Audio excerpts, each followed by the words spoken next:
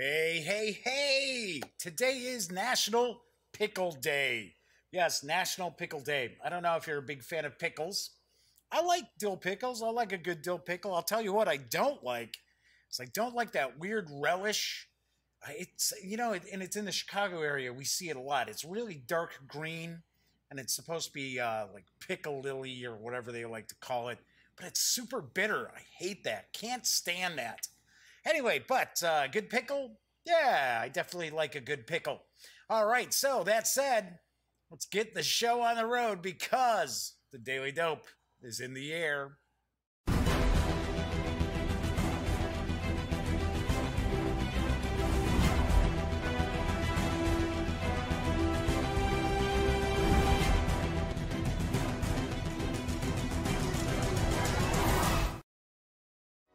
Howdy, howdy, howdy. Yes, I'm Jeff McAleer, back once again as your host here at The Daily Dope, presented by thegaminggang.com. Have to apologize, I'm late today because I had everything set up, all good to go, everything's synced up, sounds fine. I always double check that, right? And then, of course, I get an update for my graphics driver, the NVIDIA driver, so I'm like, okay, that's fine, so I take care of that. Then all of a sudden, I go to restart after that's done, and it says, oh, apply this update for Windows. And I'm like, oh, here we go. Even though I've got it set to not do any damn updates between 10 a.m. and 5 p.m., it still does it. So, of course, I come back, and the sound's all out of sync, and it keeps dropping the internet. I'm like, what in the world is going on here? So, everything was fine until I do this update. Why, I oughta... Anywho, well, at least things are cooking. What I am doing, just in case, is if there's a problem and this drops, I am recording the feed today. The stream is being recorded. I almost always record it. So if something happens where the stream drops and it breaks it into a couple of videos or something like that, I will just simply upload the new video. All right, so today is episode 197 of the Daily Dope. Yes, next Monday will mark the 200th episode. And today I'm actually going to show a little bit of a how to play, as well as review Axis and Allies and Zombies from Avalon Hill, a division of Wizards of the Coast. So, it is Wargame Wednesday. It's sort of a war game, right? Kind of, sort of. So I did change things up. I was going to crack open the new edition of A Distant Plane from GMT Games, which is a reprint of one of their coin series titles. I thought, well, you know what? I haven't, Axis and Allies and Zombies is new. I know there are people who are looking to find out more about it and kind of get more of a wargamer's perspective on the game as opposed to, say, just somebody who reviews board games, right? So I thought, yeah, we'll swap that out. We'll do that. So it actually makes kind of a, for 5 days, it's going to be kind of a Wizards of the Coast week around here. So yesterday I did a first look at Dungeons & Dragons Waterdeep Dungeon of the Mad Mage. So today I'm doing Axis and Allies, doing a review, Axis and Allies and Zombies, I should say, doing a review of that. Of course, Avalon Hill is a subsidiary of Wizards of the Coast. And then, of course, I've got more WotC stuff Thursday, Fridays, and Monday. So, anyway, do want to point out, because this is a live stream, and I know a vast majority of you out there already just kind of watch long after I do the live stream anyway. But if you are tuning in live and you'd like to join in, feel free, because chat is available through YouTube. It is not on screen. It's one of the ways that I kind of keep some of the stranger commenters at bay. But if you have a question, just want to say hello, or maybe there's something about Axis and Allies and Zombies you'd like to learn a little more about, by all means, chime in, and I will respond.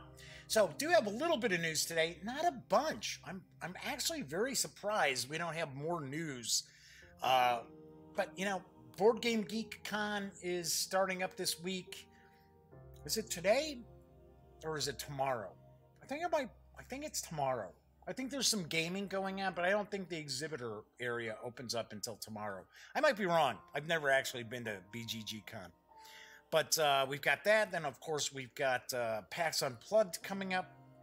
So we've got that on the horizon, too. So I think I'll have a little bit more news tomorrow, because I did get some news items sent to me just before I started the show. So anyway, got some cool stuff. Anyway, so I've got a little bit of news. So let's jump on in, because, well, before I jump in, okay, I know there are people out there who don't like the tabletop gaming news of the day on the show. That's fine. I get it. That's why I've got, the show notes. There is a timestamp down there. If you don't want to catch the tabletop gaming news, just click on it, jump ahead, tell you exactly when. All right, so let's jump on in, because Fantasy Flight Games' cooperative board game, Heroes of Terranoth, has arrived, and I've got the dope. Terranoth is in peril, and now the realm looks to you for a savior in Heroes of Terranoth. The restless dead rise in the Mistlands. The Bloodguards sow discord in the free cities, and even the land of steel is no longer safe as tales of marauding goblins travel along the roads. You must step into the shoes of a hero and journey into the darkest dungeons and caverns, seeking out the dangers that threaten Terranoth and casting them down. And if you happen to get rich along the way, well, what's the harm in that? I don't see any. In this cooperative card game of questing and adventure, 1 to 4 players choose from an array of 12 distinct heroes, spread across 4 possible archetypes: healer, warrior, mage, and scout. Each hero has a special ability reflecting the skills and talents they've learned along the way. As you gain more experience through your quests, you'll have the chance to grow from a fledgling student to a true master of your art and specialize in different classes. Specialize in different classes? Sounds a little weird. Once you set out on your quest, your game progresses in 4 phases every round: hero phase, enemy phase, peril phase, and travel phase. During the hero phase, your team uses activation cards to perform actions, holding off enemies, aiding your allies, or forwarding the objective by exploring the territory. Then your antagonists advance and get their chance to strike back during the, you guessed it, enemy phase. The strain of your mission will inevitably take its toll during the peril phase. And finally, if you've plumbed the depths of the current area, then you can advance to a new location during the travel phase. No matter where you go, danger lurks just out of sight in the shadows. But if you can balance your strengths and face the darkness together, the adventure of a lifetime awaits. A new tale begins. Terranoth needs heroes. The powers of darkness have taken hold of the realm, and only the bravest champions can restore peace. Do you have what it takes? Assemble your team, stand fast against the darkness, and embark on an adventure worthy of song. No, I am not going to start singing. Heroes of Terranoth is for 1 to 4 players, ages 14 and up, plays in around 30 minutes to an hour, and carries an MSRP of $39.95, and it is out right now. So it is available at friendly local game stores as well as through the Fantasy Flight Games website. So I do have to point out, for those of you out there who are sort of, well, okay, so this is a new cooperative kind of dungeon delve sort of game set in Terranoth, FFG's sort of fantasy setting. Like they've released the Terranoth kind of like source book for their Genesis RPG. There's a few games that take place in Terranoth. I think Rune Wars is one. But this is actually a reskin of their Warhammer Quest adventure card game. So if you are familiar with that game and if you dug it, then you might want to jump on board. If you did not care for it, because it's more kind of a puzzle game. Well, there's a puzzly aspect, I guess we'll say, to that, as opposed to a, down-home kind of dungeon delve. You may kind of shift away from this. Although I do have to admit, it seems like you're getting a pretty good amount of gaming goodness for an MSRP of $39.95. So there is that. All right, so some RPG news. Yes, Bundle of Holding has 2, count them 2, new RPG bundles to get your hands on. So allow me to share the dope on one of them. the Early Heroes System Bundle. A two-headed hero. This all-new Early Hero System Bundle is one of two offers running in parallel that bring you newly scanned PDF ebooks featuring the early years, 1981 to 87, of the tabletop role-playing game lines from Hero Games. With this spectacular offer, you can get all 5 of Hero's non-superhero RPGs together with all their supplements and adventures. These Hero System games are compatible with the many titles in our companion offer now in progress, which is effectively the Hero's superhero Champions. Anywho, yes, the Champions bundle, which actually presents the 3 early editions of Champions, the superhero role-playing game. But that's not the bundle I'm talking about. For just $12.95, you get all the complete standalone RPGs in this offer's game collection, with a retail value of $52.50 as DRM-free PDF ebooks. There's Espionage, Danger International, plus the introductory adventure Merchants of Terror, Fantasy Hero First Edition, Justice Inc., Star Hero First Edition, and Robot Warriors. And if you pay more than this offer's threshold price of $28.54, you'll also get this offer's entire supplement collection with 11 supplements and adventures worth an additional $77.50. There's 3 Justice Inc. books, Aaron Alston's pioneering Lost Worlds campaign supplement, Lands of Mystery, and the Two-Fisted Pulp Adventures, Trail of the Golden Spike, and the Adventure of the Jade Jaguar. There are 5 Espionage, Danger International books, Border Crossing, Here There Be Tigers, Mugshots 2, Shadow over Scotland, and the Origins Award-winning campaign Sandbox by Michael A. Stackpole, Stormhaven. There are 3 Fantasy Hero supplements, Mythic Greece, Age of Heroes, Magic Items, and the Spell Book. The original version of the Hero System Bestiary, written for the pre-4th edition rules, are included as well. There's also Robot Gladiators, the sole supplement for Robot Warriors.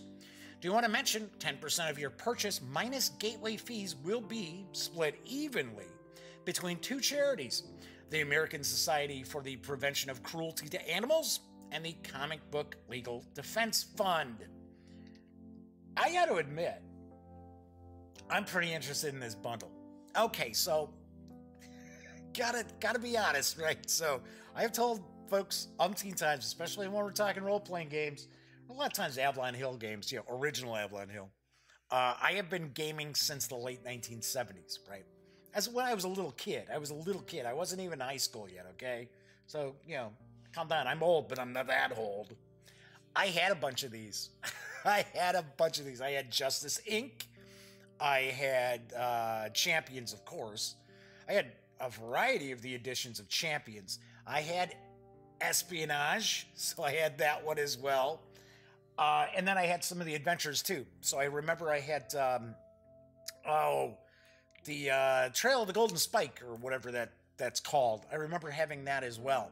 So the cool thing is, as far as I understand, these have never been available in PDF before. I believe that some folks may have scanned them over the years and floated them out there, but I do not believe that there has ever been official PDFs for these titles. So this is pretty cool. Even if you go and look at like Drive-Thru RPG, you're not going to see these. So I thought that is very, very nice.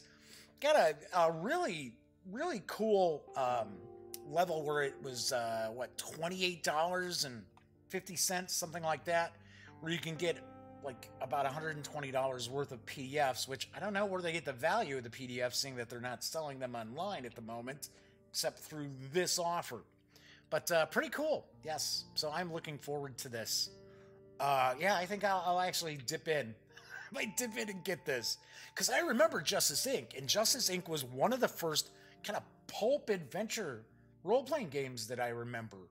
And we're probably talking, I think that came out, I think I was still in high school when that came out. Maybe 84? 83, 84? I could have swore. So I was already into Call of Cthulhu and everything, but I was like, I remember picking that up because I was like, oh yeah, I love the pulp adventure stuff. All right, so my third news piece, well, it's a War Game Wednesday, so how about let's talk about some war games, because pre-orders have now begun for How about a sip of water? Well, it's flavored water today. Flying Pig Games is World War II solitaire game Crowbar. The Rangers at Point du Hoc, June 6th, 1944, which is designed by my good buddy Herman Lettman, and I've got the dope. June 6th, 1944, 7:09 a.m.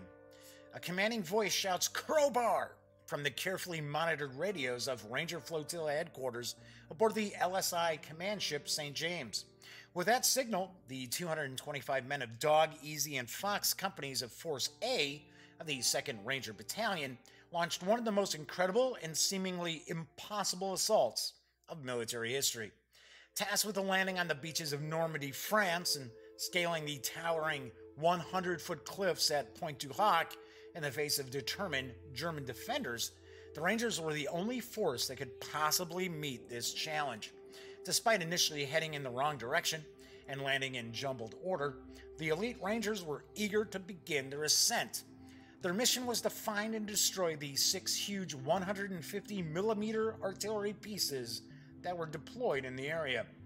Crowbar, the Rangers at Point du Hoc, is a solitaire war game with 2-player and cooperative variants, which abstractly simulates the ebb, flow, and risk of the Point du Hoc assault, with you playing the attacking Rangers. The game system traces its parentage to the popular In Magnificent Style game and mirrors its speed of play, tough decision-making, and heart-pounding push-your-luck excitement. But Crowbar has been updated to allow for an even smoother gameplay experience. For example, instead of the old dice matrix system to determine unit movement results, the game now utilizes 4 custom movement dice. Each die is made up of different results, escalating the possible risk-reward ratio. Dice are thrown one at a time and can be read instantly to determine what happens to the unit. The system also challenges you with even more events, including constant German counterattacks, ammunition shortages, artillery bombardments, booby traps, and other surprises. Your goal is to meet your various objectives as quickly as possible before the German defenders can dig in even deeper and before they can organize effective counterattacks. Ultimate success or failure in the game is measured by how well you do as compared to the actual heroic accomplishment of the Rangers on that historic day. Are you up to the challenge? Crowbar, the Rangers at Point du Hoc, as I mentioned, is a solitaire game, although there are those variant rules which I believe could bring it up to 4 players. It's for ages 10 and up.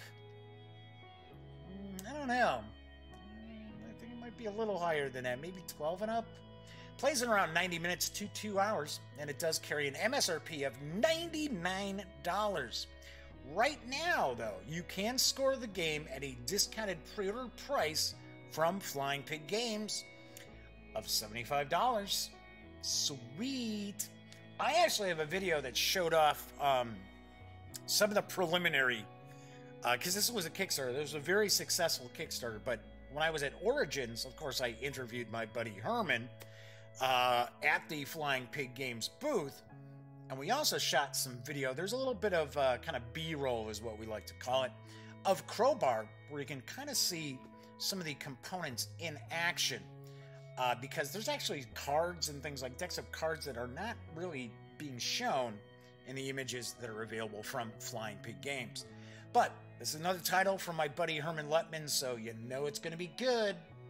And I would think I should probably have Mark Walker sending me a review copy so we can get a good look at it. So that is it for the news today. As I mentioned, there wasn't a ton of news floating around. I don't know. Like I said, maybe it's because Board Game Geek Con's going on. Maybe people are, companies are also getting ready for PAX Unplugged. So you never know. All right, so I am going to jump into my bit of a how to play as well as review of Axis and Allies and Zombies in just a couple moments.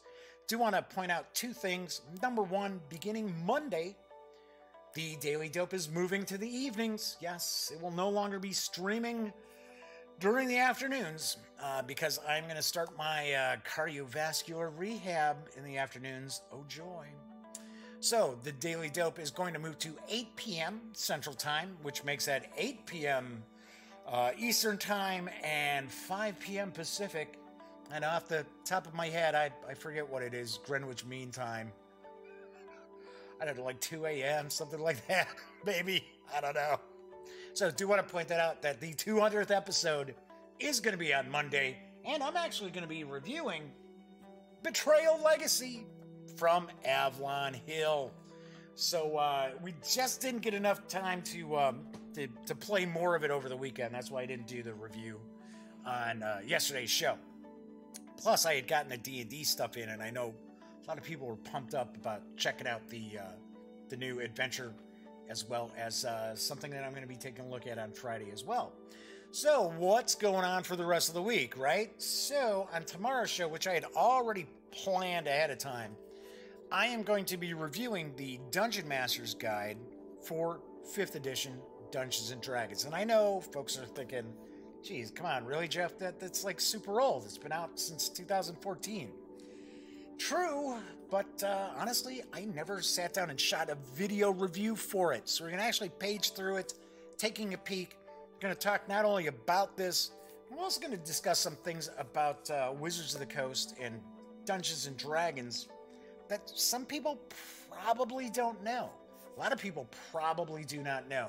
Simply because a lot of gamers out there don't really care how the sausage gets made. So I think sometimes some gamers out there are a little harsher on Dungeons & Dragons and Wizards of the Coast than they should be. And I'll kind of discuss that. I mean, it's not like I'm a shill for these guys, but, you know, some people love 5th edition. I really like it. I think it's good. But some people, like, absolutely despise it. It's kind of like, really? So that's on tomorrow's show. And then on Friday's show, the other big release for D&D that just came out. These are out. In fact, this and I've got it actually sitting right here. Waterdeep Dungeon of the Mad Mage arrived in some friendly local game stores on Friday. I heard that some stores, well, many stores, did not receive their full orders. I heard that some stores only got maybe 3 or 4 copies of each book. Some got copies of one book, but no copies of the other book. So there is a bit of a shortage going on with these. So Dungeon of the Mad Mage, as well as the Guildmaster's Guide to Ravnica, are going to be arriving in much wider distribution on the 20th. So we're going to take a look at this on Friday's show. We're also going to kind of discuss a few things about Dungeons & Dragons settings and why they may have gone with Ravnica as opposed to some of their other settings that have been around for a long, long time that we have not seen much discussed as far as 5th edition. So that's what's coming up on the shows. So as I mentioned, I'm going to jump in. I'm going to do a little bit of a how to play for Axis and Allies and Zombies, then I'm going to kind of review it as well. So, Axis and Allies and Zombies is from Avalon Hill. It's designed by Scott Van Essen, Mike Merles, and Ryan Miller, with artwork provided by Nate Van Dyke. Highly doubt he's related to Dick Van Dyke. Anyway, the game is for 2 to 5 players, ages 12 and up. I think that's a little low, to be honest.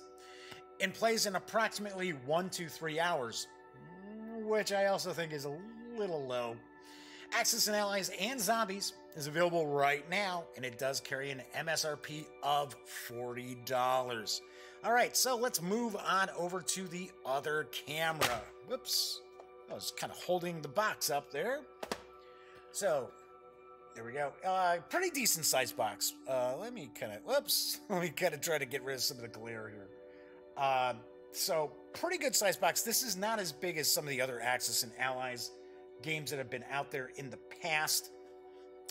I am the first to point out that I have not really played Axis and Allies since it was, Milton Bradley. It was a Milton Bradley game back in the day. Also, let's see. Can I zoom out just a touch here? Let's try to get, there we go. Try to get the whole, most of the board in. It's being cut off just a touch here on the end. But I used to play Axis and Allies back when I lived in Albuquerque, New Mexico, which was a long time ago. We're talking, that was probably 25 years ago, maybe 24 years ago when I lived out there. I had some friends, and a lot of times on Friday nights, what we would do is before we'd go out, we'd get together, have a few beers, and we'd play some Axis and Allies, or we might play some Risk, stuff like that. They weren't real big gamers, but that was always pretty fun. And I had never actually seen someone chewing tobacco and drink beer at the same time. It was one of the most bizarre things I have ever witnessed. I had a buddy of mine, he would actually pack the chewing tobacco up in his upper lip so then he could drink beer and like spit the it was bizarre. Never saw that. I'd never seen that in my life. Anyway, so I have to point out that I am not necessarily extremely well versed in all things Axis and Allies, because there have been various different Axis and Allies titles that have come out over the years. We always played the one that was the whole war. It was effectively the entire war from like 39 on, if I remember correctly. Whereas a lot of the releases that have come from Hasbro, or let's say Avalon Hill for an example, have focused more on when America's in the fight. So you've got Axis and Allies 1942. Could have swore that they had a D-Day edition. Could have swore they had one of those. I believe they came out with like a, I think 30th anniversary edition recently. That would it be 30 years? Because I think this originally came out. I think Axis and Allies originally came out from Milton Bradley. I'm almost positive it was Milton Bradley. I don't remember it being Parker Brothers, but maybe I'm wrong. But it originally came out, I want to say like 1984. And it was actually from another company prior to that, where it didn't have little miniatures and things like that. It was actually counters. Because I remember seeing this when I was about a sophomore in high school. I saw Axis and Allies at a game day, a game weekend that we used to go to a lot. They had it a couple times a year, and it was in Oak Park, Illinois. It was at this community center.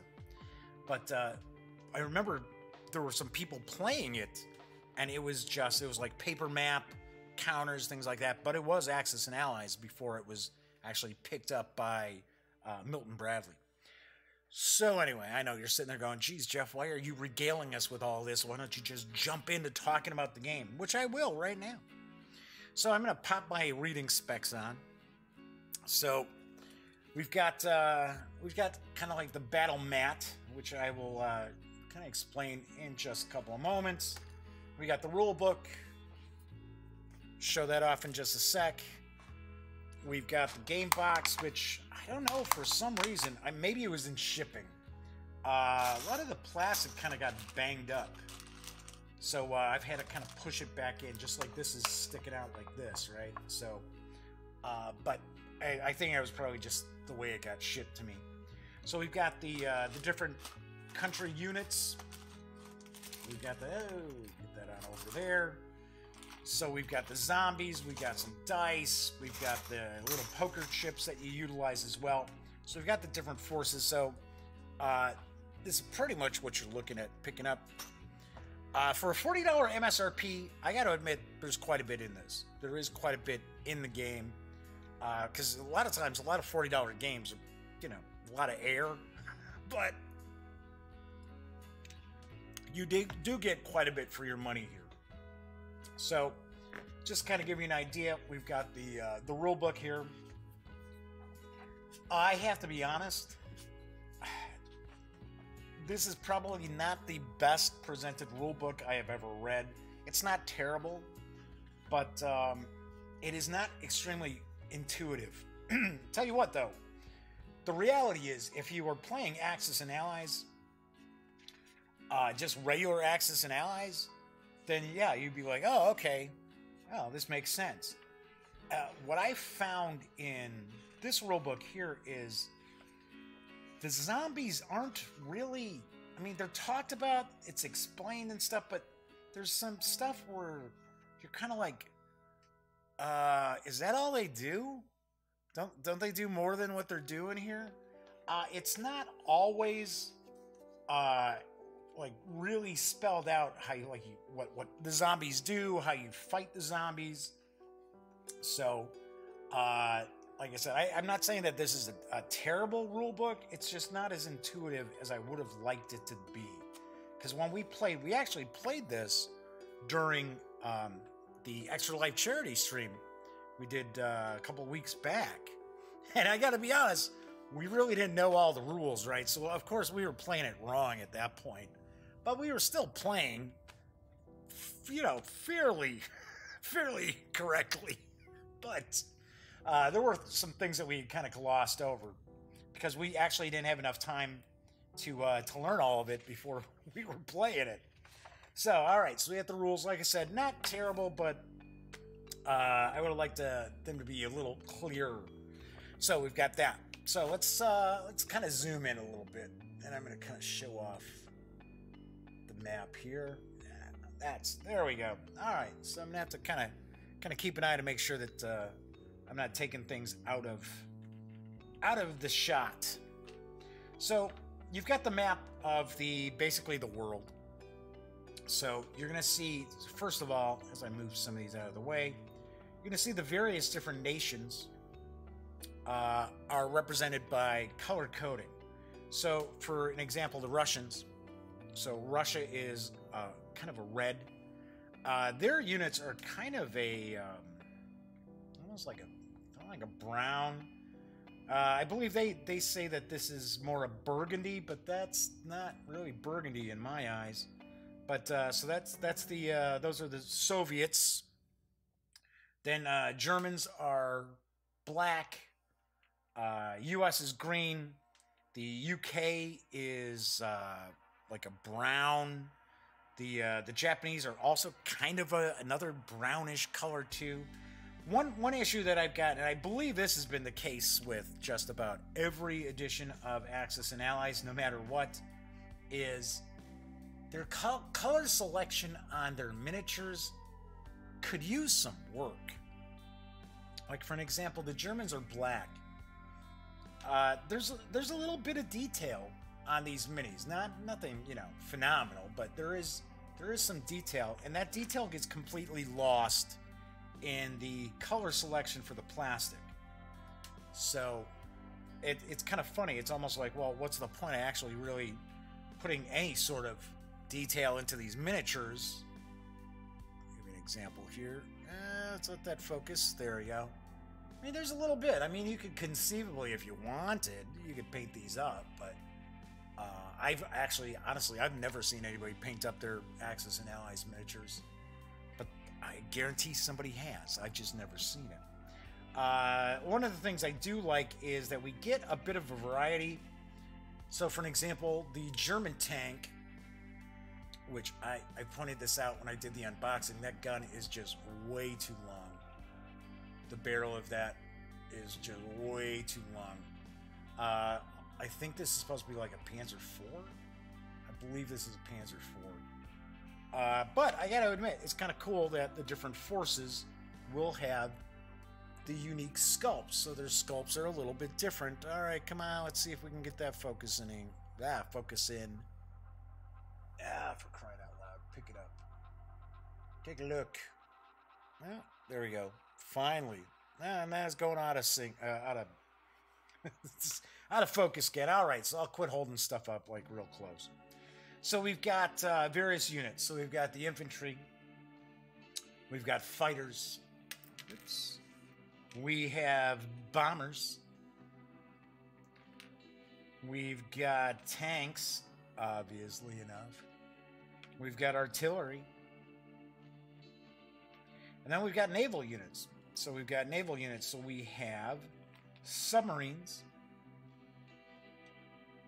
battleships,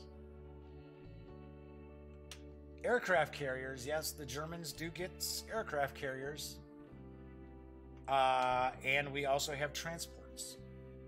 So those are the various units that we have available to us. So to mark how many of these units you'll have, we will use poker chips. So with these poker chips, gray equals 1, green equals 3, and red equals 5. Now you're always going to count the miniature as well that's on top of these poker chips. So for an example, that would be 2 infantry units for the Germans. This would be 4 infantry units for the Germans. And this would be 6 infantry units for the Germans. So you could also conceivably just stack all these together. And that would represent 10 infantry units. See, because we've got the red, the green, and the gray. So that is something that has been around in Axis and Allies for a very, very long time. You simply utilize these poker chips to show how many units you've got. Do the same with fighters. You do that. You do the same with bombers. It's the same with all of these. So gotta admit that sometimes it can get a little fiddly, especially like, okay, so I got my aircraft carrier here. You gotta kind of be careful when you're moving. Some of the units around that do have the various different poker chips there to count those. So, and you know, don't bang the table, don't bang the board around, otherwise you're gonna be in deep. So let's kind of move these out of the way. And then, if we take a look at the map that I've got zoomed in here. So, as you play, we've got the board here. So we've got the like I pointed out before, this is the entire world. Now, strangely enough, some of these are not going to so for an example, right? So we've got China. And we've got areas of China where it's basically, these are considered U.S. controlled areas, which is not historically really correct because, yes, the Americans were helping the Chinese fight the Japanese, but it's not as if the U.S. was getting some sort of production out of this. But it's, you know, it's just very simplified. So you're going to see each of these areas. So for an example, we've got the Caucasus, I should say, and that is part of the Soviet Union. So it's going to show that this area has a IPC value. This is industrial production credits, which is how you basically build and maintain your war machine. So it's going to show that this has a value of 2. Shows that, yes, there's our little hammer and sickle inside the red star, so that's showing that, yes, we know that that's Russian. And this actually shows that this is an industrial production center. So the thing is with industrial production centers, as well as this is considered a recruitment center, is when you purchase and mobilize your units, you can only place them on the board, on the map, in areas that are either controlled by, that are part of your base area, and have either an industrial complex, basically, or a recruitment center.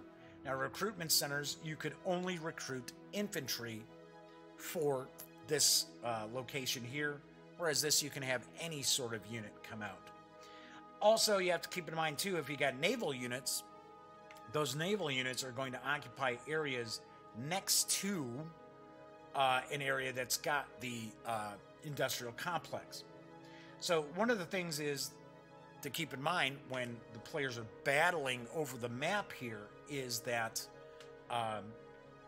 these industrial centers, if I take these 2, let's say I'm the Germans, right, and I come out of the Ukraine, which is kind of right under my mug here, and I attack into the Caucasus, then what I'm looking at is if I take this away, if I control this area, then the Soviets are going to lose 2 points off of their industrial production, which is represented by not only paper money, but also a track that runs along the bottom of the board, which I'll show off when we zoom back out. So we also have these zombies, right? So this is the new addition to Axis and Allies, and zombies are zombies. So we've got 3 different sculpts.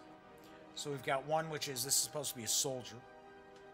We've got another who just looks like he's almost like a farmer or something. Almost looks like John Wayne, because it almost looks like zombie John Wayne, because it looks like he's wearing kind of like a cowboy hat rather than like a fedora or something. And then we have a female zombie, also carrying her purse, her pocketbook, whatever you want to consider it. I'm not sure why. I do not know why. But at least, hey, we've got 3 different sculpts for the Zeds, so that's kind of cool. I appreciate that.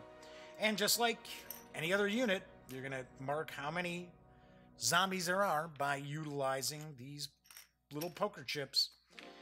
From my experience, and I mean, there's quite a few poker chips in the game, but you're gonna run out. I mean, I'll be the first to point out.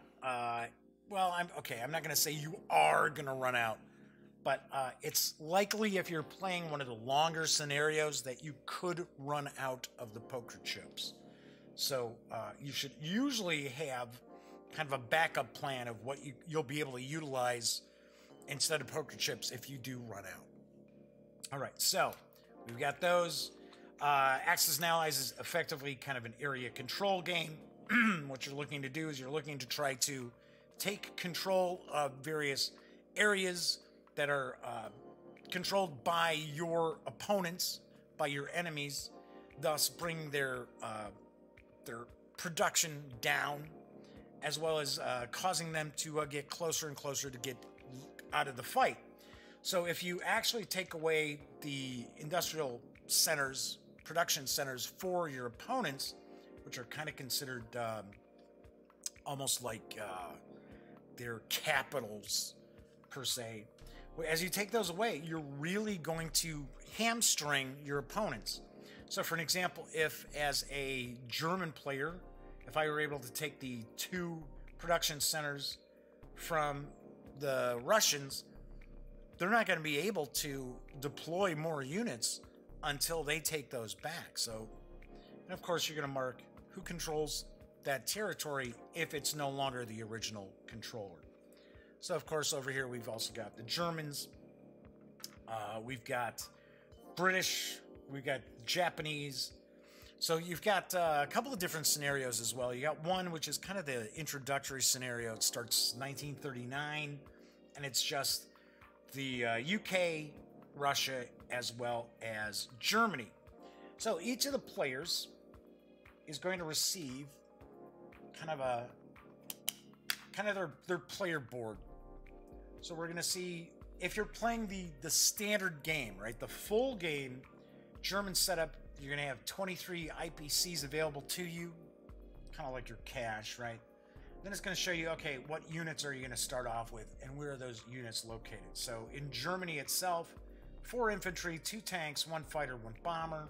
Western Europe, Southern Europe, the Balkans, Finland, Ukraine, West Russia, North Africa, so on and so forth. Because in the full game, it's not starting out in 1939.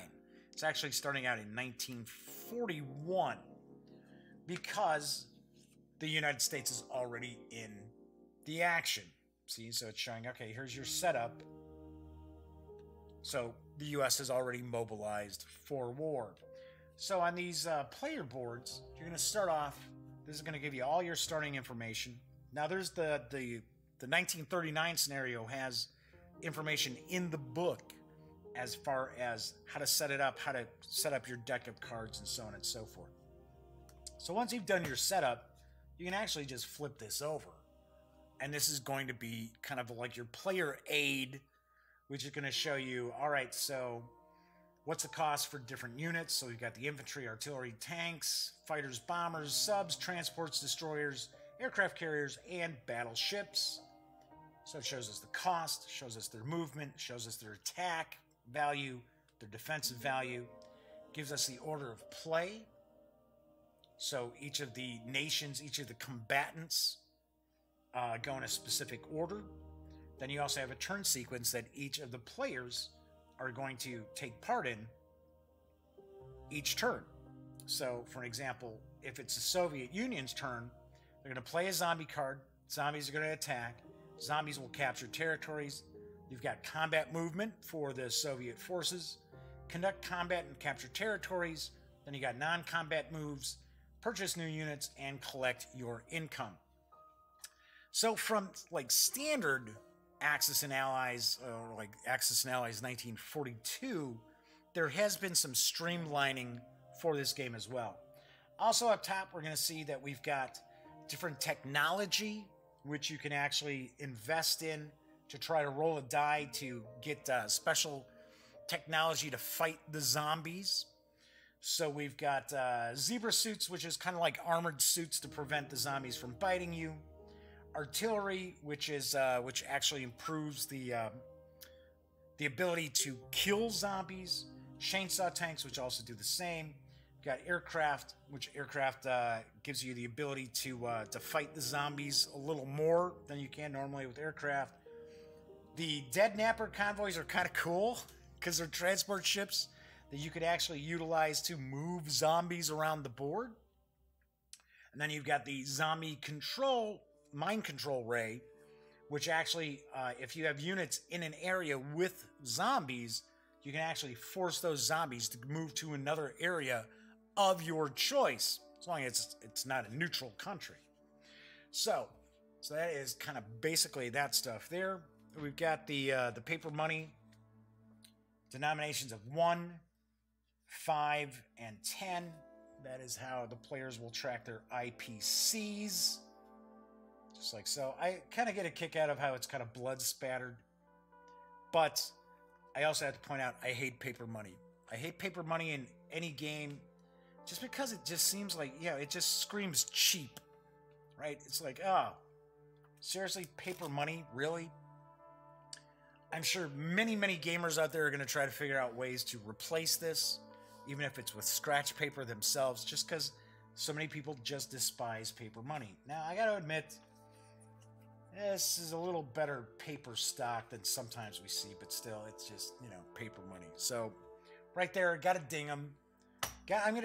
Seriously, I have to ding the game a little bit because it's got paper money. And yes, I know it's always had paper money, but just because it's always had it doesn't mean that it's good. There could have easily been another sheet of counters that you could have punched out in denominations of 1, 5, and 10. Hell, you wouldn't even need a huge counter sheet. Probably just need a counter sheet like so, Wouldn't even need a huge one, and get rid of that paper money. I also want to point out that the players also have these Axis and Allies and Zombie cards that each turn, each player, whoever's turn it's going to be, is going to resolve one of these as well. Got to point out, stock on these cards pretty flimsy, and you can see right here, you might be picking it up because I can see it. It's got like a little chip out of it. A lot of these cards had little dings and little imperfections on them right out of the box. Didn't even need to shuffle these cards up, and there were already little, like I said, little dings, little marks on these. So first thing you're going to want to do is before you even really jump into playing Axis and Allies, if you're thinking, hey, I'm going to be playing this game a lot, you're going to want to sleeve these cards. You want to sleeve them right off the bat.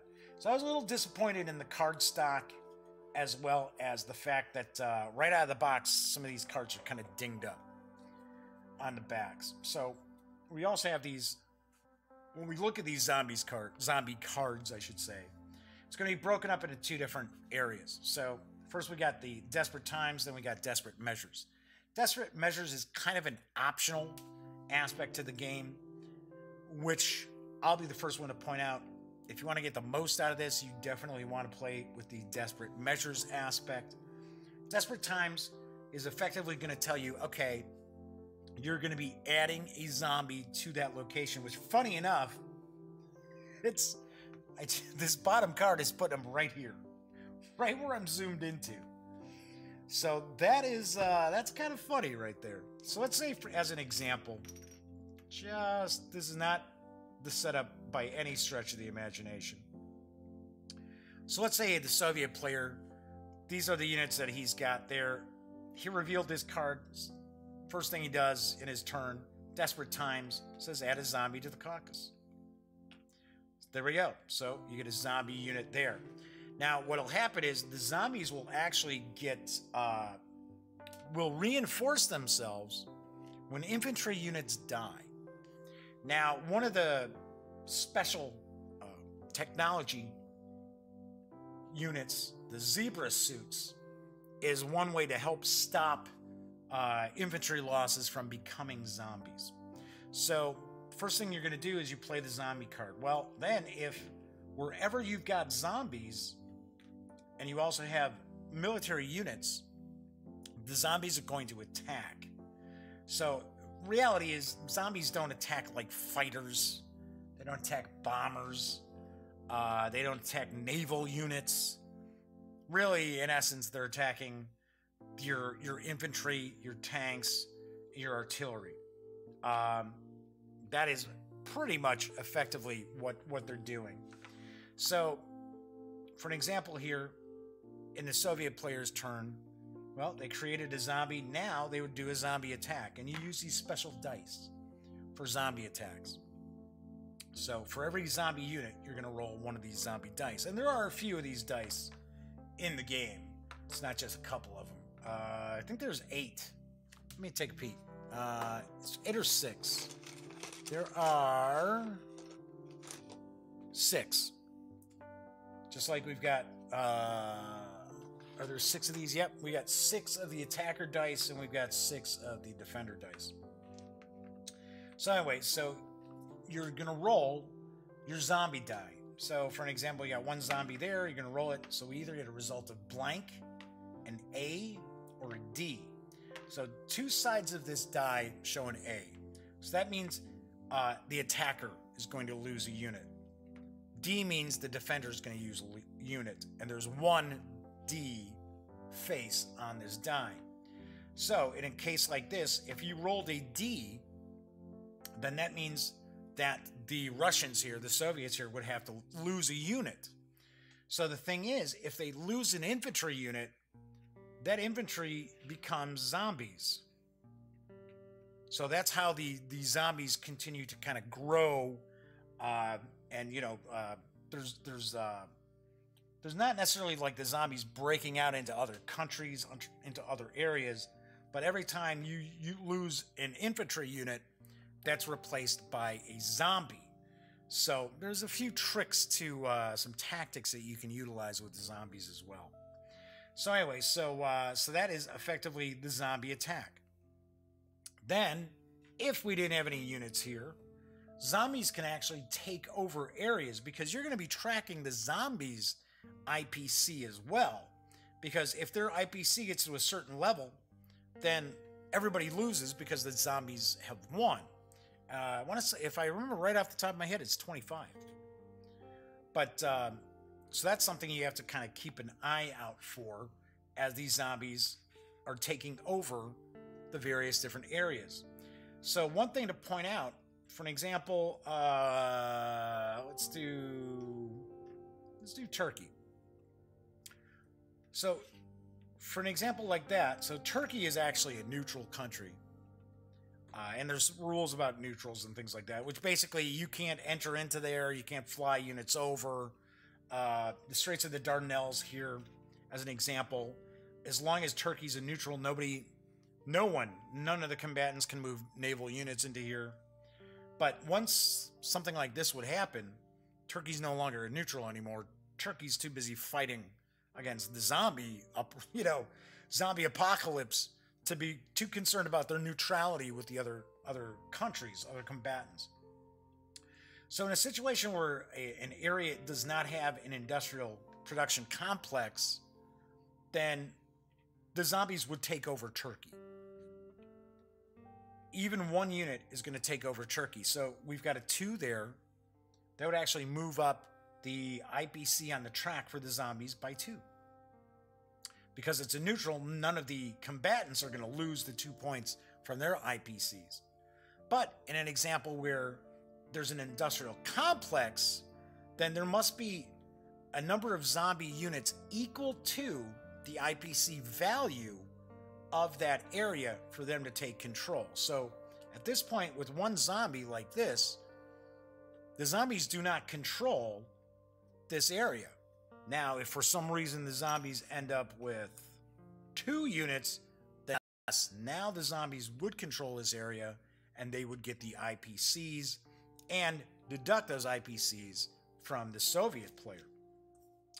So we've got the Desperate Times card. So every turn, each of the combatants, each player is going to reveal one of these cards. So of course, if you're playing where, say you're playing a 2-player game, so one player is playing the Soviets, the UK, and the US, and the other player is playing the Germans and the Japanese, then what you're looking at here is every time you're doing a turn, you're going to be drawing a card. It's not each player's turn, it's each combatant's turn. So, for an example, the player playing the UK is going to draw 3 times, once for the Soviets, once for the UK, and once for the United States. So, another aspect people need to keep in mind is in this edition, because it's been streamlined, there is no Italian player. There's no Italian player in this. They're just considered part of the Germans. Now, the other aspect of this card here is desperate measures. So you'll have various different things that this is kind of like what you're trying to do to fight back the zombies. So you got desperate measures here, anti-zombie technology. Roll a die and gain the technology indicated on the technology chart. If you already had that technology, re-roll. That technology I talked about before, the zebra suits, the special zombie artillery, the chainsaw tanks, they're all explained on the back of the rule book. So, but there's other things that'll happen too. So hidden supply cache. So a lot of times it's better stuff for us. It's better for the player, the desperate measures. We also have some of these like escalation and zombie rise cards. So for an example, draw and play 2 additional zombie cards. After all cards have been played this turn, shuffle the discard pile into the deck. So also, if you take a look at some of these cards, some of them will indicate down below, it says intro scenario. So if you are playing the 1939 scenario, you're only going to utilize these cards because it's mainly only taking place in Europe, that scenario. There's no Pacific or anything like that. All right, so let's zoom back out here to kind of show off a little bit more of this. So we've got the different cards here. Now, there's also another deck for players if they want to use this as an expansion for Axis and Allies 1942. So what I don't understand here is, so this is for the standalone game. This is if you want to add it to 1942. Yet for the standalone game, this deck of cards is way small. Well, not way smaller. It's smaller. So I'm taking a stab that Axis and Allies 1942 has more areas on the map. That is my guess. Simply because many of these cards, just about every one of these areas is going to have a desperate times section to show where you've got a zombie unit popping up. Also, I should point out that in the upper corner, to kind of make life a little easier sometimes for people to find stuff on the board, if it's a combatant area, you'll see an icon representing, so for an example, that's Japan. That's another, Japan there. We've got the UK, so on and so forth. So, kind of makes it a little easier for people who aren't really well versed in geography. So if we take a look, I mean, this whole board is the entire world. So for an example, we've got the east coast of, well, the eastern United States and Canada on this side here, and then of course here we've got the western U.S., western Canada, Alaska. So you have units. If you got units here, those units can make one movement over to here, just like down in the eastern U.S. If you got units in the eastern U.S., one move moves them there. All right, so let's move that out of the way. Let's move this deck out of the way. So the main gist is basically you're going to have all these various different units. And in Axis and Allies, as I pointed out before, Axis and Allies is pretty much an area control game. And effectively what you're looking to do is you're trying to take away the IPCs, which is this track that runs all the way across the bottom here. So we'll see that each of the players will mark on the track down here what their beginning IPC is. And as they gain areas, once they gain control of enemy areas, or if they lose areas, this track is going to move up and down. Now, the zombies, on the other hand, will start down here, and once they start taking over areas, we're going to see this zombie track start moving up. And once again, when you take areas away from the zombies, then their IPC drops down as well.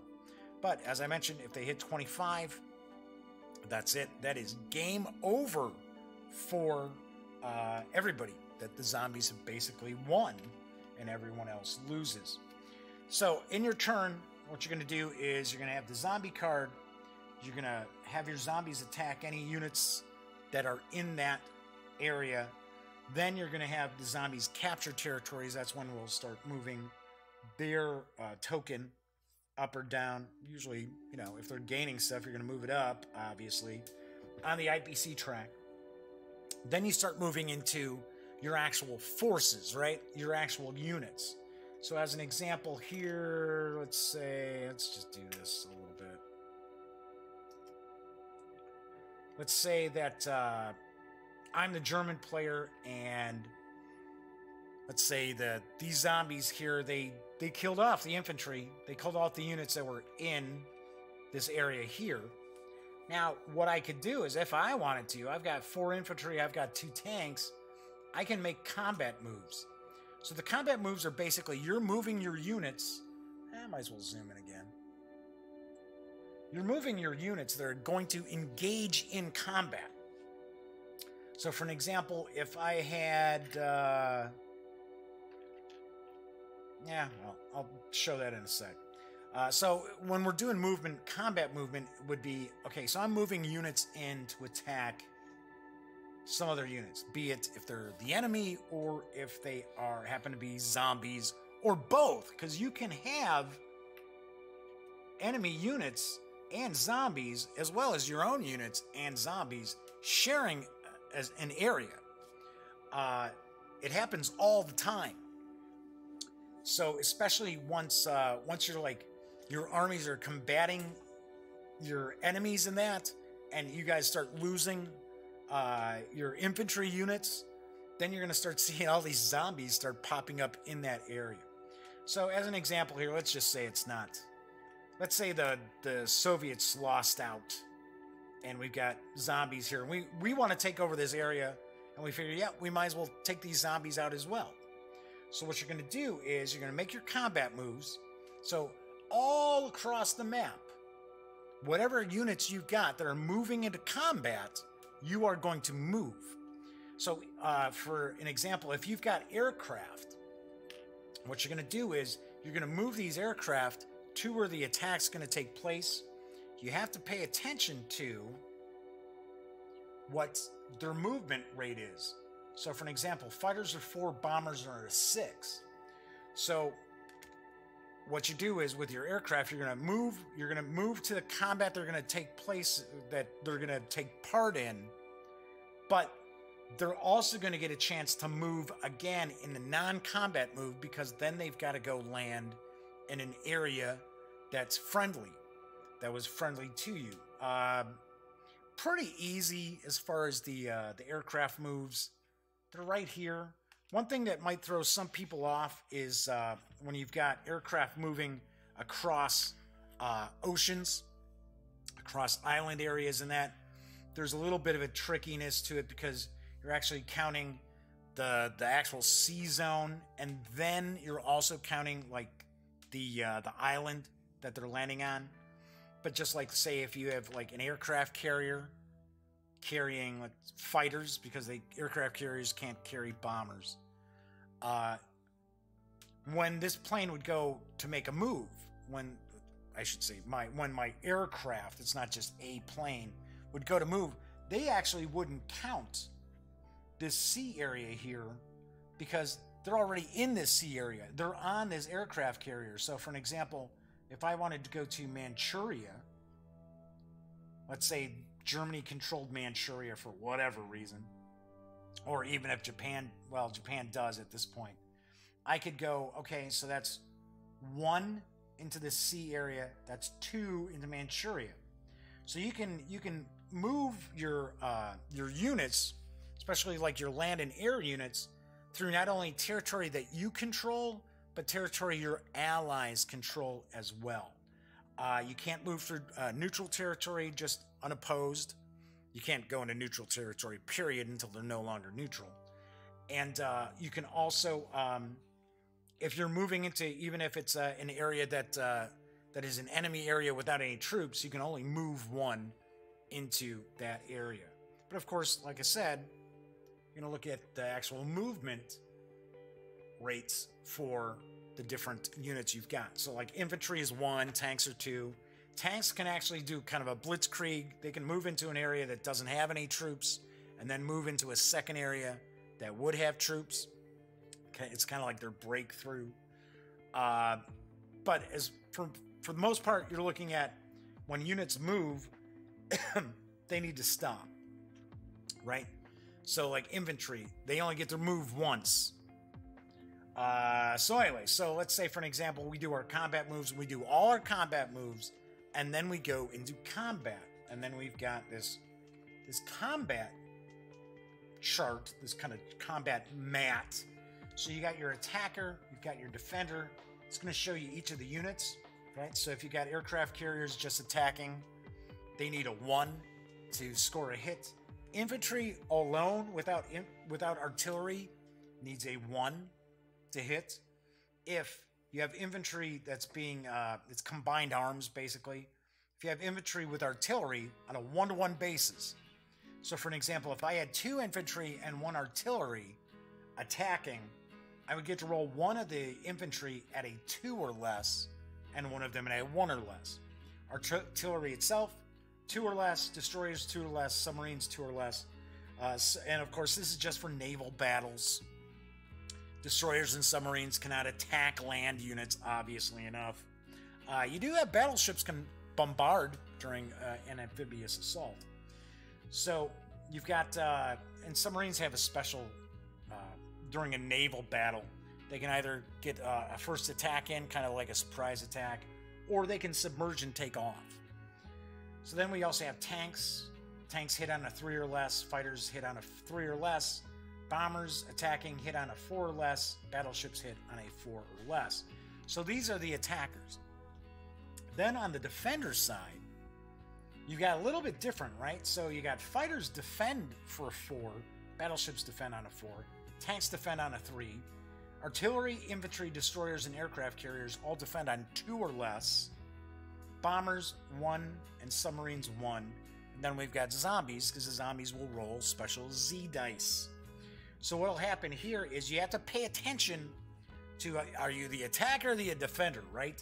So obviously enough, it is not, if it's not your turn and you're in combat, that means you're the defender. If zombies are attacking you after, at the beginning of your turn, you are the defender. If you're in combat and you've moved your units in during your turn, obviously you're the attacker. So it's important to know if you're the attacker or the defender, because you've got a variety of different to hit numbers. So like I said, like I was showing up, you know, the bomber as an attacker, it's going to score a hit on a 4 or less. If it's a defender, it only scores a hit on a 1 or less. So you'll actually take your units and you're going to move them onto this little sheet here.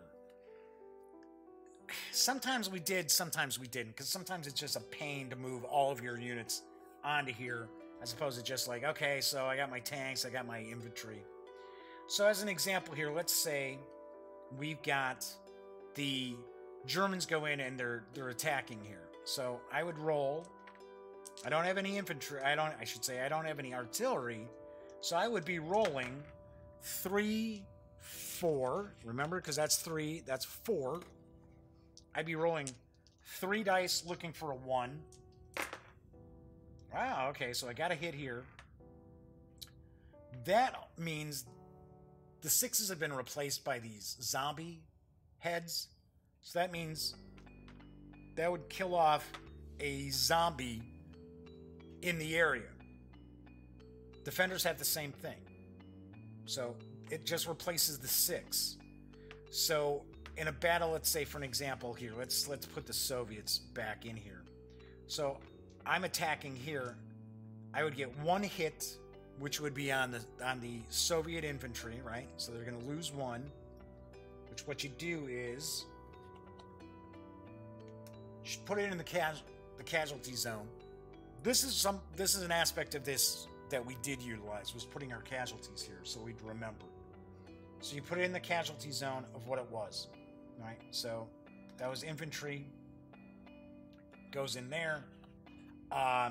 So I would get 1 hit on the Soviets, and this would also be a hit on the zombies. So the zombies would lose 1. Then, of course, I would roll for my tanks. 3 or less, well, that's the other hit there, so that's another loss. So I would have taken all of the Russians out, right? So the Russians have all been killed with my attack, but what will happen now is, because 2 infantry were lost and I killed off the zombie, now the Russian infantry have been replaced by the zombies. So anytime you kill off infantry and they don't have those zebra suits, that you don't have this technology, any infantry that dies in combat becomes a zombie. So it could be pretty interesting where I'll give you an idea. What I was doing when we were playing is, of course, once again, I was stuck playing Germans.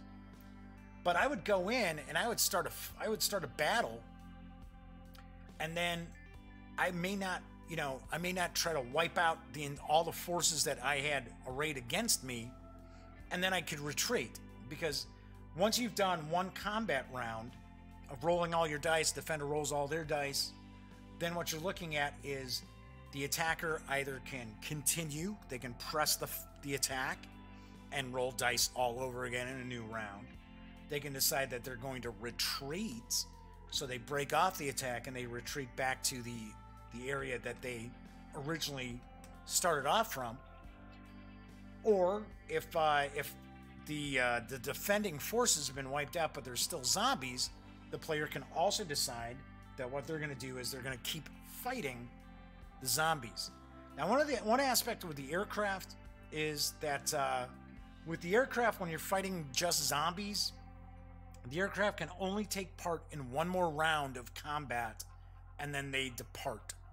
Because the reality is, the way the game kind of looks at it is that when you're fighting just zombies, you're actually going in and you're having to wipe out, like, you have to go into like urban areas and things like that. You're actually, boots on the ground to take the zombies out, as opposed to, having fighters and stuff like that. So that's kind of how that looks at that. So once you've done that, then you can determine, okay, so have I conquered the territory? Say, for an example, all right, so let's say I have. So I've got that. So what you're going to do is you're going to take care of all your combats. What we are basically doing is, if the combat's over in one location and somebody's lost or gained an area, we would just right away just adjust the track down below. We didn't just do all our combat and then go and, oh, okay, well, So he took over here, he took over there. It was just easier for us to remember stuff if we just adjusted the track right there and then. So basically what's going to go on is once your combat's concluded, then you're looking at effectively you can take over the territory or if you've retreated. Now, one thing that you'll have one of the players doing during the attack, not only do you have, so let's go for an example again. Let's do the Soviets. What did I just do with the infantry? Where did I toss them? They just kind of, oh, there he is. Remember this, let's do this situation again, right? So the attacker gets you to attack. The defender's going to roll their dice, right? But the thing is, the zombies are going to roll dice too during this battle. So not only do we have the attackers rolling dice, not only do we have the defenders rolling dice, but the Zeds get to roll dice too. So in a situation like this, that's no good, nothing. There we go. Oh, hey, cool. So we'd have an A and a D. So we would actually have, well, the Germans and the Soviets were fighting it out. The zombies were fighting with both of them. So the attacker would lose a unit, and the defender would lose a unit during that round.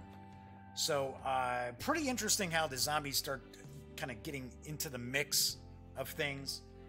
Well, we were playing, I got to be honest, we seemed to spend more time fighting the zombies than we did each other, which was kind of bizarre. But what I would do is I would actually kind of send my forces in, you know, to battle a little bit. If they all of a sudden they started getting a bunch of zombies created, then I would just retreat. And then, of course, my opponent would have to deal with those zombies in their area after the fact. Of course, as you continue the game and you start unlocking the various different technologies in that, then you can actually start moving zombies around. Because the zombies don't actually move on their own. They just sit there. They just sit in an area, controlling an area, which I thought was bizarre because it is a zombie apocalypse going on. So you would think that they would actually be spreading into the different areas. They don't. They only gain zombies from your battles, really, or from the zombie deck. It's the only way that you're actually going to see more zombies created, which, like I said, I thought that was, I don't know, kind of a letdown a little bit. But I guess in certain ways that you kind of have to do that. Otherwise, it would get to the point where what would be the point of trying to play a World War II game that just happened to have zombies? It would just basically become, it's all zombies. Might as well just put it in modern day and make it just, forces of the world against the zombies, as opposed to it's World War II, but hey, guess what? Now there's zombies in it as well. So let me zoom back out a little bit.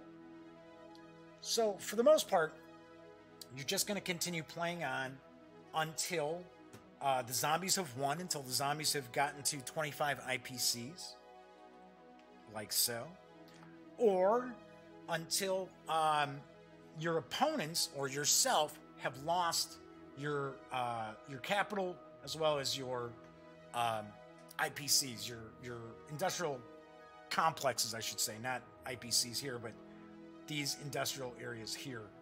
So for an example, it is really kind of easy for the Germans to bust on through into Russia and knock Russia out really fast in this game. So anyone playing like the Soviets are going to have to try to take that into account and really, really build up their defenses through here. Otherwise, I've seen the Soviets get knocked out first turn, second turn. It's easily done. UK is a lot easier defended. So's the US as well. So anyone looking for like a really historically accurate war game isn't looking at Axis and Allies titles in the first place. So I think war gamers out there know that already. If they want just something like with a little bit of a more epic feel than, say, a game like Memoir 44, which is a World War II game, but I think everybody knows it's really not necessarily like a great um, simulation of World War II. Axis and Allies is kind of along the same lines as well. So the other thing that you'll do in your turn, so once you've gotten your zombies, you've done your combat moves, you've done your combat, now once you've done that, then you can do your non-combat moves, which is effectively just moving units that weren't going to be involved in combat whatsoever. So you know, a lot of times you're moving transports, you might be moving aircraft, maybe you're moving some of your infantry in that up to like the front lines, or to kind of, you know, be a reserve on your front lines. So you're going to do that. Then the whole aspect of, you know, actually getting your units, getting your IPCs, your cash basically, has really been streamlined in this too. So at the end of the turn, you're going to take whatever IPCs you've got, purchase you new units, and we see the cost is right along down here. Once you do that, once you've purchased your units and you've mobilized them, so you're going to put your units in those areas that have the industrial complex icons or recruiting center icons. Then once you've done that, now you're going to collect your IPCs for this turn. So as an example, let's say Great Britain, the UK was at 17 to start their turn. So let's say they had 17 IPCs in their hand. So once you get down to the phase where you're going to purchase your units, you're going to spend whatever IPCs you have, and then let's say during the turn you picked up a couple IPCs. Now you're going to get paid out the 19. So you don't get paid out and then purchase your units. You purchase your units with the IPCs that you had from the prior turn.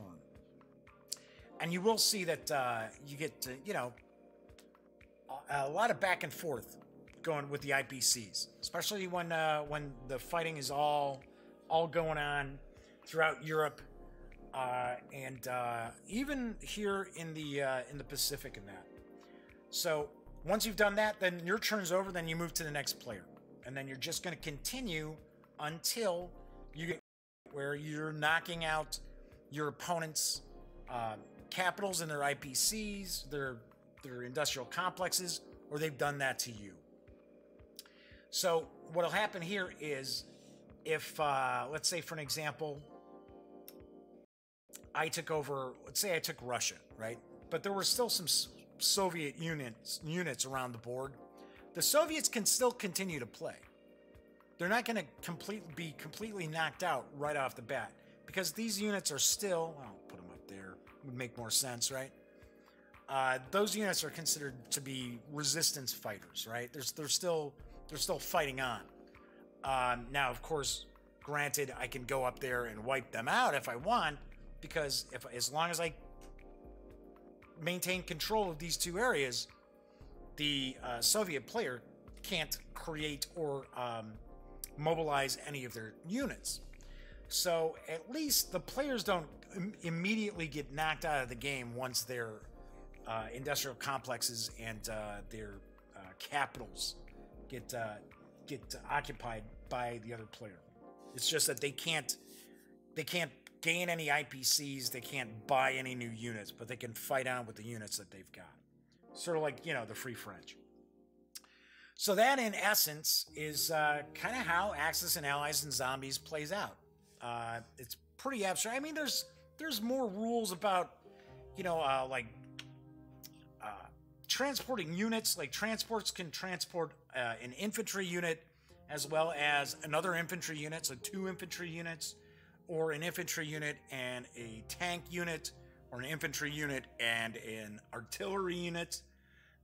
You've got sea battles, which play out pretty much just like regular land battles, unless you've got submarines taking part in it. You've got the amphibious assaults, which are basically you're utilizing the transports to attack an area, and if you've got battleships the battleships can actually soften up the defenders by rolling attacks for the battleships. And you know, there's some aspects like the Straits of the Dardanelles. There's a few specific rules for different areas and different neutrals and things like that. But the gist of the game is it's area control. You're trying to fight your opponents to take over the areas that are giving them the IPCs, so you can get the IPCs and cripple their war production and knock them out of the game. And then, of course, you've got the zombies on top of that are created by the zombie deck, as well as infantry that's killed in the battles. So, all in all, that is pretty much the gist of Axis and Allies and zombies. So, what do I think of the game?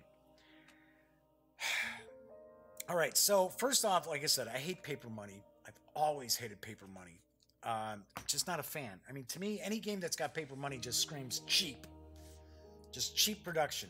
I really wish that there had been some sort of a like punch board, just some cardboard tokens, right? You didn't need a whole bunch to track, you know, your IPCs. So I hate that. But then again, I mean, this has been in Axis and Allies forever. Really bummed out about the card stock and how chipped these cards get. I mean, there were chips on these cards right out of the box. And that ticks me off. Not necessarily simply because of the aesthetics of it. It's because if you got like a ding out of one card and you're playing this quite a bit, you're going to know right away, oh, yeah, well, that's where we put the zombie in Germany, or we put it in Southern Europe. Oh, it's that card. So like I said, you're going to want to put sleeves on these cards right away, because like I said, the stock is pretty flimsy. The miniatures, I don't think the miniatures have really changed over the years. They seem the same to me. I could have swore I thought there were like anti-aircraft guns in other editions. Maybe I'm wrong, but like I said, I think this is streamlined a little bit. So the minis are okay. I wish there was a change in that color scheme, because any detail really does get kind of washed out because of them being so dark. I think the little miniatures for the zombies are kind of funny, because you got the 3 different sculpts. I like that part of it. But overall, as a game, I think it's all right. I like it. It's not great. I don't think it's great by any stretch of the imagination.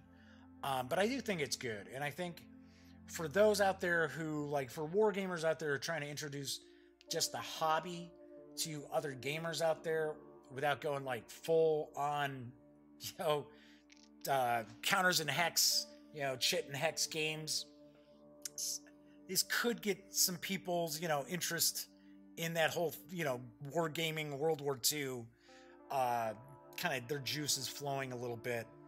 I mean, it's effectively Axis and Allies, right? Except you got zombies thrown in. If you hate Axis and Allies, or you're not a fan of Axis and Allies, this is not going to make you a fan of Axis and Allies by any stretch. It's possible that even if you are a fan of Axis and Allies, you might not like this too, because for one, it's throwing zombies into it. So there's a bit of silliness added to what is essentially a serious, low complexity war game.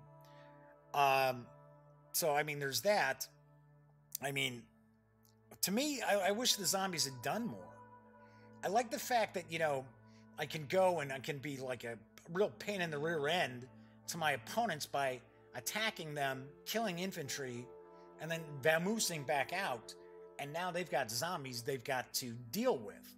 I like the fact that I can, as the game progresses and you start, you know, getting different technologies and that you can kind of start, you know, shoveling these zombies around the board a bit to mess with your opponents. You can use it to kind of block off opponents too. You can use the zombies as a defensive measure as well, to kind of create a buffer between you and your enemies. So I like that aspect. I just wish the zombies seem to have more personality than they do in the game. They really don't. It's just, you know, that they're just there. I don't get the feeling of like a zombie apocalypse, because the zombies are only popping up because of the deck and because of the battles. Once you have zombies in a location, if you don't go fight there, or if you don't go and draw another card at some point that's going to put more another zombie in there, that's it. They're not going to create more zombies, which to me is kind of odd, because that's not how a zombie apocalypse works, right? The zombies create more zombies and they overflow into other areas and it spreads out. But, you know, hey, I guess it would probably have made the game a little more dense rules-wise. Another thing I wasn't a big fan of is I think the rules could be much clearer as far as, especially the zombies. As far as, I don't know. It's just, like I said, the rules aren't as intuitive as I would have liked. They're not terrible. We understood how to play the game after reading them a few times, but just wasn't presented in a way that had some flow to it. And kind of reading the rules almost makes the zombies feel like it's completely tacked on, as opposed to, hey, this was an integral part of how we designed Axis and Allies and Zombies. That said, I mean, it's not a bad game. I like it. We had fun playing it. This is something that I'm going to pull off the shelf a lot to play. Probably not. Maybe with Cameron, because Cameron likes the whole zombie aspect and he likes, you know, World War II stuff. So I would probably play it a bit more with him and probably some of his friends. But if, say, it was like Elliot Miller and I, this isn't a game that I would pull off the shelf. So on a scale of 1 to 10, I have to give Axis and Allies and Zombies a 7.2 out of 10. Like I said, it's good. It's not great. Depending on how you feel about zombies in World War II and the Axis and Allies series, you might want to add a point or subtract a point from my 7.3. All right, so that is it for today's show. As I mentioned, on tomorrow's show, I am going to be reviewing, as I grab it here, the Dungeon Master's Guide from Wizards of the Coast for 5th edition Dungeons & Dragons. Yes, I know, it's Wizards of the Coast week, basically, for 5 straight days. So I will be talking about that. I'll do a review of that, and I will also kind of talk a little bit about some aspects of Wizards of the Coast and Dungeons & Dragons that I don't think is really common knowledge. And I will tell you this, I do grade the Dungeon Master's Guide higher than Axis and Allies and Zombies. Like I said, not a bad game, just not one that I think I'm going to be playing a whole lot of. So, as I like to say, when you're not watching videos on the Gaming Gang channel, be sure to swing on over to thegaminggang.com for all the latest in gaming news, reviews, comics, movies, TV.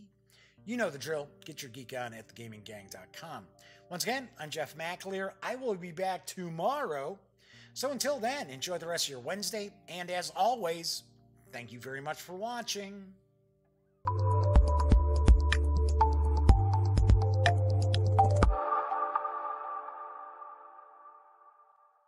Thanks again for watching The Daily Dope, presented by The Gaming Gang. If you like this episode, be sure to give it a quick thumbs up. And if you dig the channel, please subscribe. If you'd like to check out our previous episode, click right here. And if you want to check out a somewhat randomly selected episode, give a click right down here. It'll be like opening a box of Cracker Jacks. You just don't know what you'll get. Once again, thanks for watching, and I'm Jeff McAleer.